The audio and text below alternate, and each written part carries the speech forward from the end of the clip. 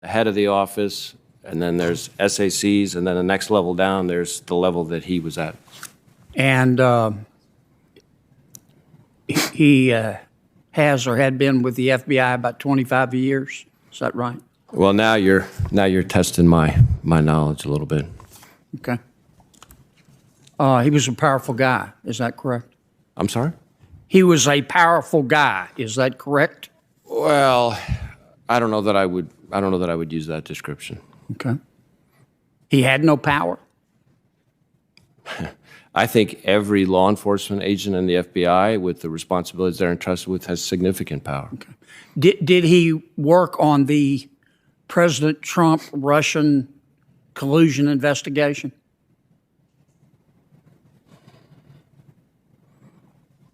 I'm not sure I know the answer to that. Not that I'm aware of, but I can't say that with certainty. Did he or does he work on the FBI investigation of Mr. Hunter Biden? So the investigation that you're referring to, and I have to be a little bit careful because we're talking about an ongoing investigation, is being run out of our Baltimore field office, working with the Delaware U.S. Attorney, who's a holdover from the prior administration. So I'm confused, Chris, with your answer. Did he work or does he work on the Hunter Biden investigation? As I said, the Hunter Biden investigation is being run out of the Baltimore field office.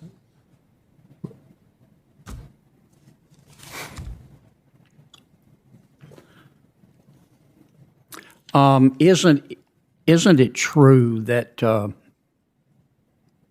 in September of 2020, Special Agent Tebow went on social media and liked a Washington Post article entitled, quote, "William Barr has gone rogue"?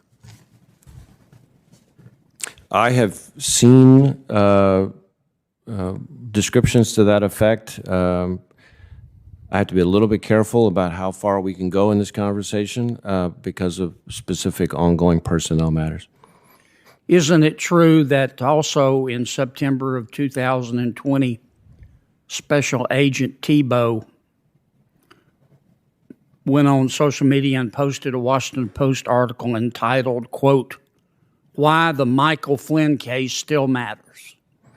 A similar answer to the one I gave before.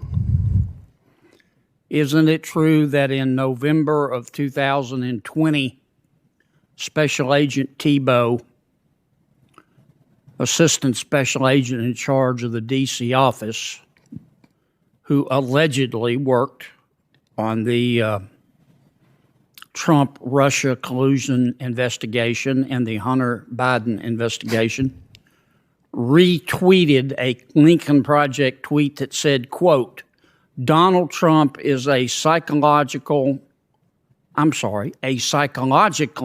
broken, embittered, and deeply unhappy man"? Again, I've seen descriptions of posts, and I'm really trying to be very careful not to get in the way of any ongoing personnel matters. Isn't it also true that in January of 2001, in response to Alabama Senator Tommy Tuberville's election to the United States Senate from Alabama, of course, Special Agent Tebow went on social media and posted, quote, "Thank God for Mississippi, the state motto of Alabama"? Can't sit here and quote chapter and verse on an individual's social media posts. Isn't it also true that in June of 2020, Special Agent in charge Tebow, a 25-year veteran of the agency, tweeted to Congresswoman Liz Cheney, quote, "Your dad was a disgrace." Again, I've seen descriptions to that effect, but I'm going to have to be very careful not to interfere with any kind of ongoing person. And last month, didn't Agent Tebow go on media and tweet, quote, "Can we give Kentucky to the Russian Federation?" Again, same answer that I've given before. All right. Isn't it true that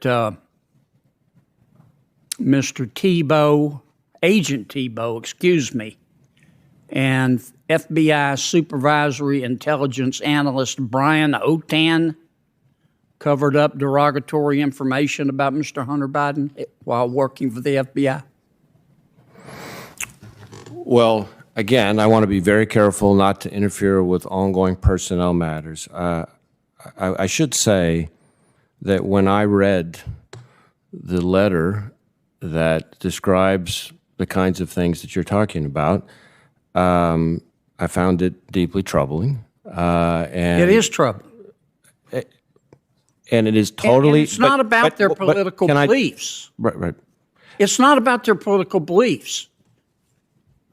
It's about that this is a senior employee at the FBI with years of experience going on social media and tweeting this kind of stuff. So I have, since I started in... Which gives the people the impression that there is bias, whether there is or there isn't.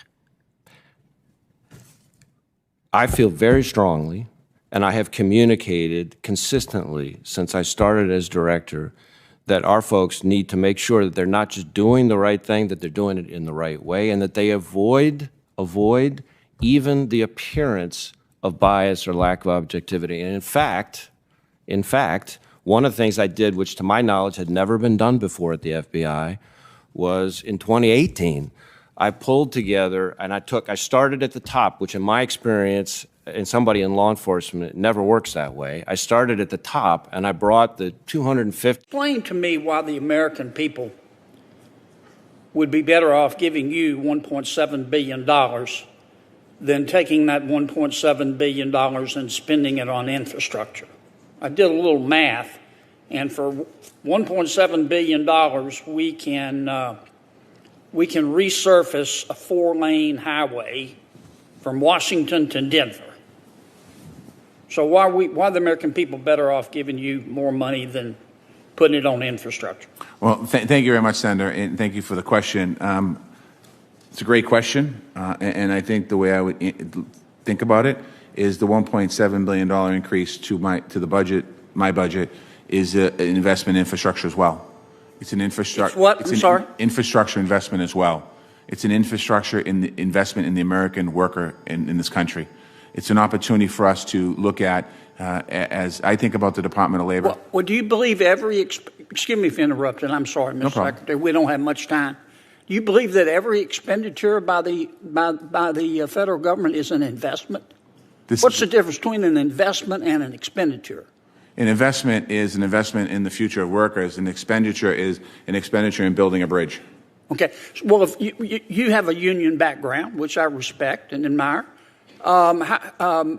if we took $1.7 billion that you say you need more to run your department, and we spent that on infrastructure, that's going to create a lot of union jobs, isn't it?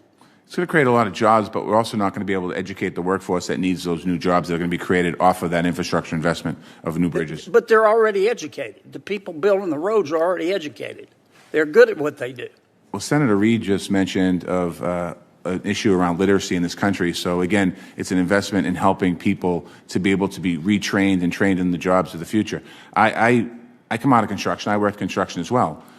The construction industry that I worked on in the early 90s and late 90s is different than the construction industry of today. Yes, sir. Let me stop you for a second. I don't want to get too far afield here into a history of the construction industry. I used to work construction too. Let me be sure I understand what you're saying. When my constituents call me and they say, look, you're being asked to raise taxes to pay for infrastructure. Why, instead of putting $1.7 billion in extra taxes on us, Why'd you give $1.7 billion to the Department of Labor? Why didn't you use that for infrastructure? Am I just supposed to say because the Department of Labor says they're going to make an investment?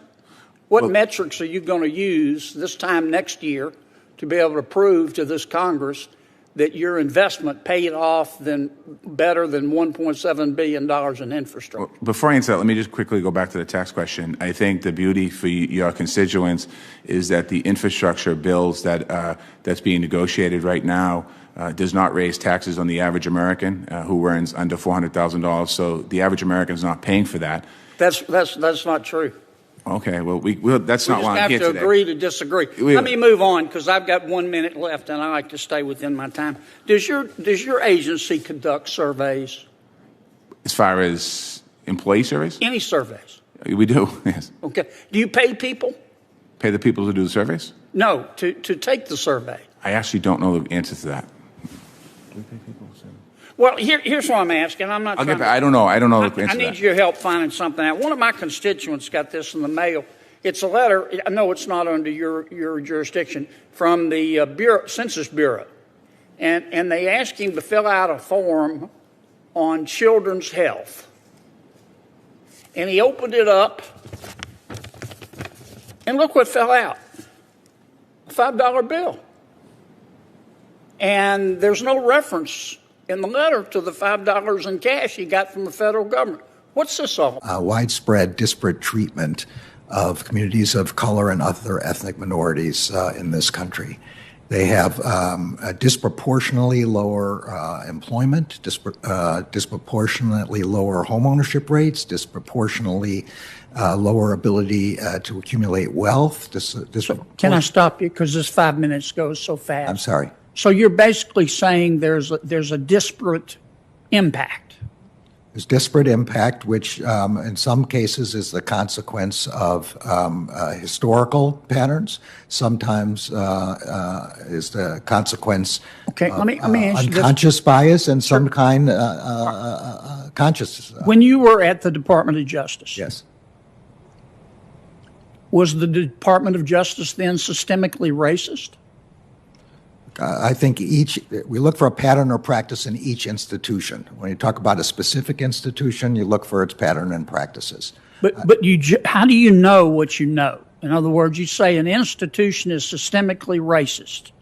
I didn't say any particular institution. I know. I'm not saying you did. Yeah.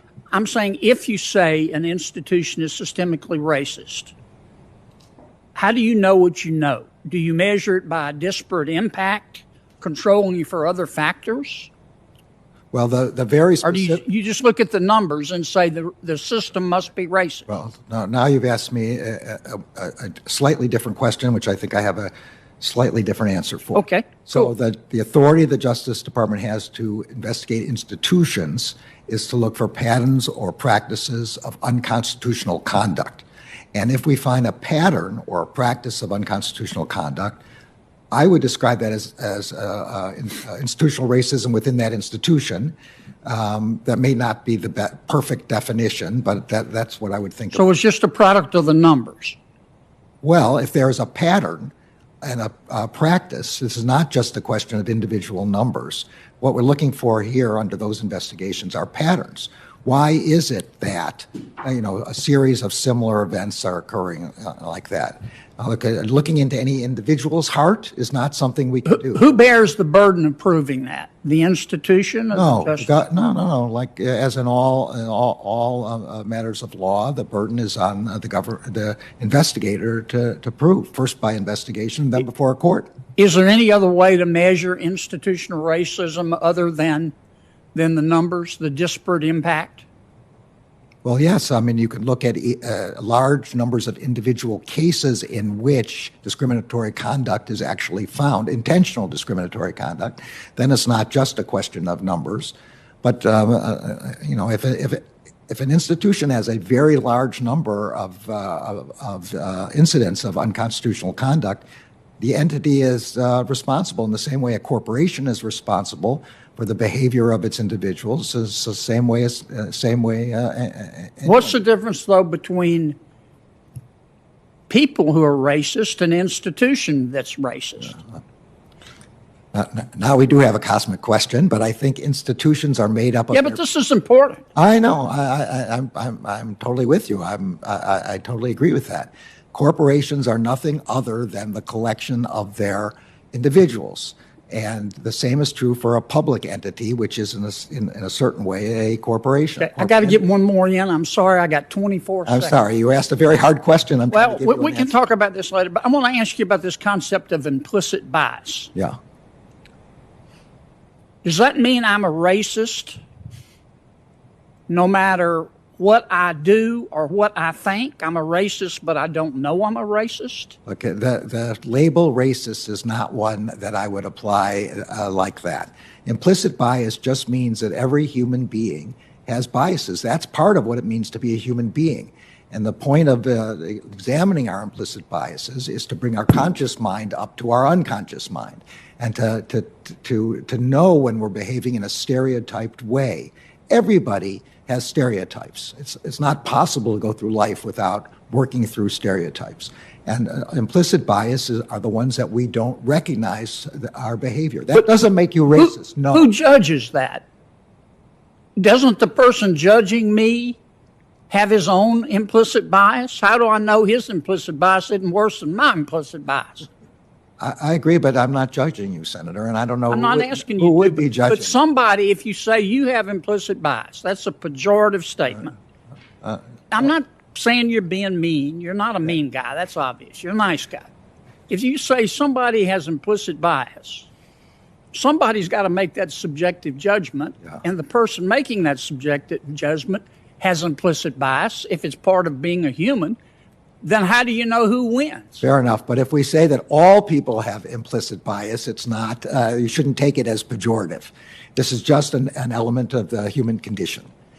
So you shouldn't take that as pejorative. Implicit bias is just a descriptor of the way everyone's mind works. How about if you say that America has racists in it, just like everybody else?